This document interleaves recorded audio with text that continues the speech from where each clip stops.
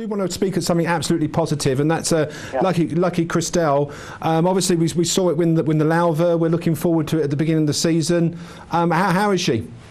Well, I'm hoping she won't go to Wolverhampton one day. We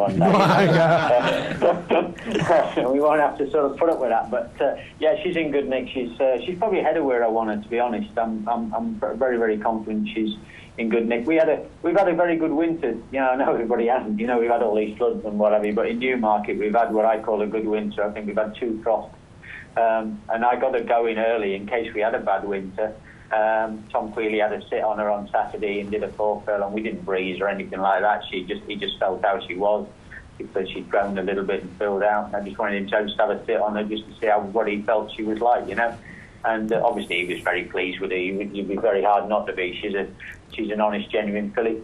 The plus factor this filly had was, the minus to me was the fact that she didn't get a chance to run in Achievely Park. The plus factor to the filly is the fact that she didn't have a hard race at the end of the season and she finished on top of her game, which is, going into the winter is probably not a bad thing. And the form's been backed up by Rosina winning the Moyclair as just one of the examples. Tom wants to ask you a quick question as well. Just with Lucky Kristale, will she stay? Will she step up? Nell Gwyn, Guineas, where's it going?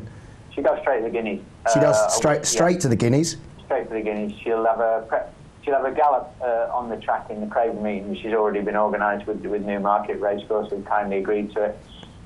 She'll just have a great. She's a filly I can train. My argument against running a filly like her in a trial. Trials are 7 furlongs. I don't think we'd learn much.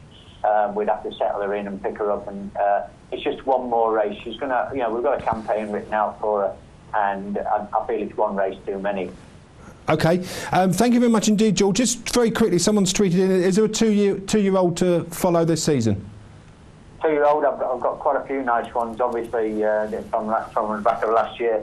A lot of them haven't been named yet, but one to be look out for would be a filly that will be coming out mid, so Princess Guest.